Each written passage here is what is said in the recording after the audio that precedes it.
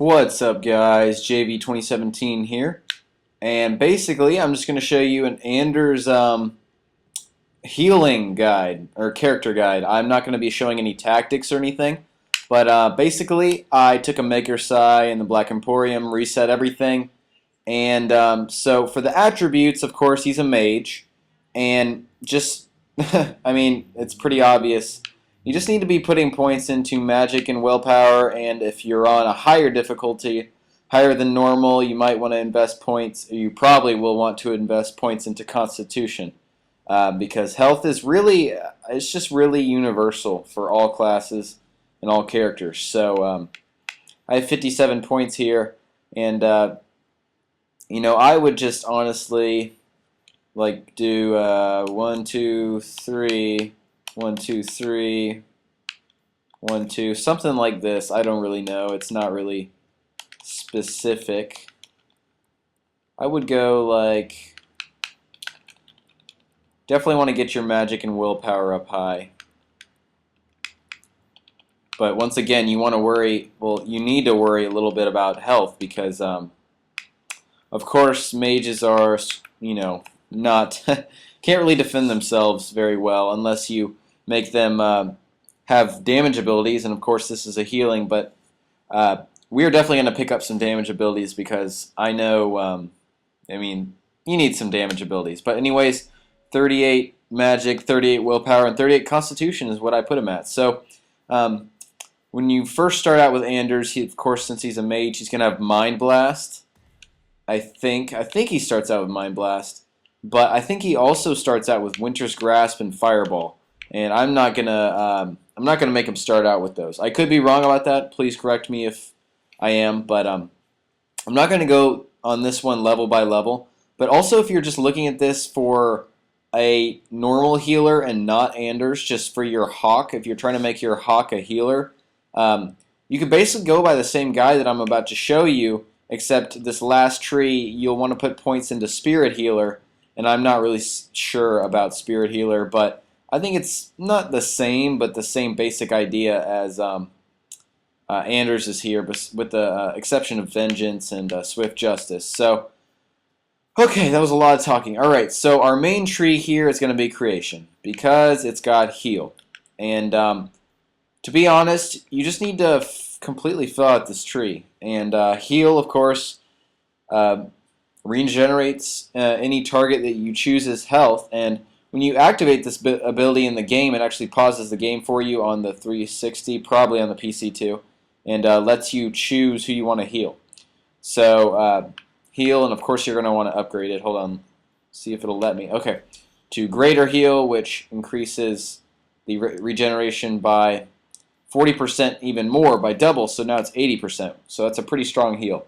So next we have Glyph of Paralysis, which paralyzes enemies. And as you can tell, the size is not that big, 6 meters, but this is a useful ability just because you can upgrade it and increases the duration, paralyzed duration, and enemies paralyzed. So this is like a control ability, I would say, where you can just kind of control mobs, and that's really, it gives a utility kind of feel to a healer. You're not just healing peeps, you're also manipulating enemies. So next we have the Glyph of Repulsion, which, let's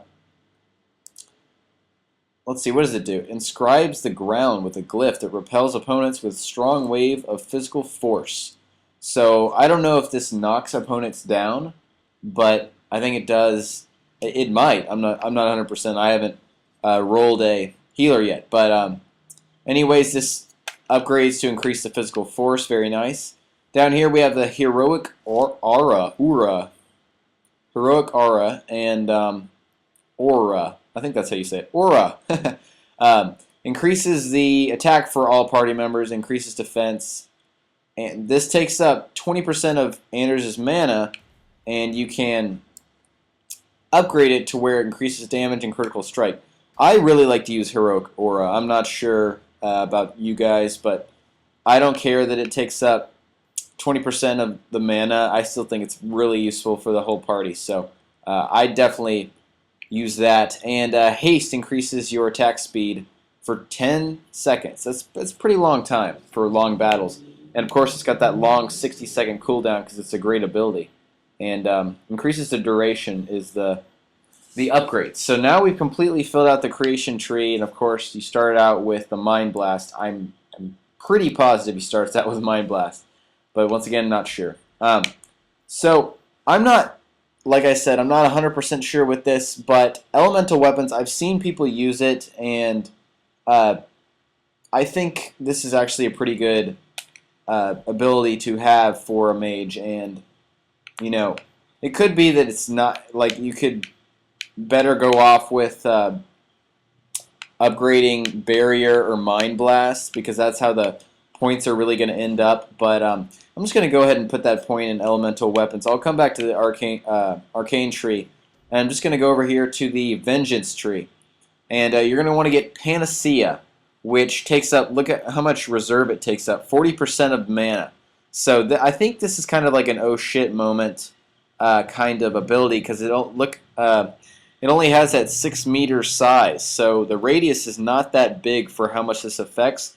But if you pack in all your party members and you're getting hit hard by a boss, Panacea definitely will help you. So Regroup is kind of like your resurrection spell, and it revives fallen enemies with 30% health regeneration and 40% mana stamina. And of course it has a 2-minute cooldown and costs a lot of mana. Next we have Aid Allies, which heals all of your allies 30%. And this costs, wow, Screw just came out of my laptop. Not good. This costs 35 mana and a long 50-second cooldown. Not as long as the Resurrection, of course. So now we're going to go down to Vengeance. And I really don't think I'll ever be using this ability, as far as, you know, like, this is for attacks and spells inflicting more damage. So, but you're more susceptible to damage and cannot be healed. So this is really, I don't know, it's kind of counterintuitive in my opinion. But the only reason we're putting a point into it is to get Swift Justice, which increases, which makes the cooldown 80% for all spells. So it reduces your cooldown by 20%, which is really nice. And that's why we're going to put a point into there. And that's all we're going to do with Vengeance. I mean, I thought I put a point into 8 allies. I guess I didn't. We're going to not do anything with Martyr, Blood of My Enemy, or we're not going to increase Vengeance. But if you want a little more firepower with Anders, you can totally do that. So next, really, we have 4 points left. So we're looking at Barrier, which I would definitely recommend, because even with some of the upgrades and sustained modes that you get from other party members, damage resistance is very nice to have for the mage or an ally. So you can protect an ally, which is very nice, and increases that damage resistance by 50%. And next, you know, I'm going to say get Crushing Prison, because I know as a healing mage it gets pretty boring. And this goes for if your Hawk is a healing slash, you know, a healer mage, you might want to invest points into Crushing Prison. Some people like to go into the Spirit tree, but I like to keep it simple and go into this Arcane tree. But then you want to definitely increase the Barrier damage resistance 100%. So that, I think that makes them immune for that 6 seconds. Very, very effective skill. And we only have 1 point left. So, you know, you could just not put any points into elemental weapons and go over here and get Dispel Magic. And Dispel Magic interrupts enemy spell casting, removes hostile magical effects, just the whole shebang basically for magic abilities. So basically, I've heard this is a really good ability to have, and if you really want this, you can get it instead of elemental weapons, because we already have, you know, the possibility of using Panacea in an oh shit moment, and then back on our creation tree using Heroic Aura, which I like to use all the time. So anyways, guys, I hope you enjoyed this little Anders guide. I would just go ahead and put this point into Mind Blast for extra mage stuff, I guess, for extra survivability. So anyways, guys, thanks for watching. Please check out my channel for more Dragon Age 2 and my rogue walkthrough on Machinima Realm. Peace.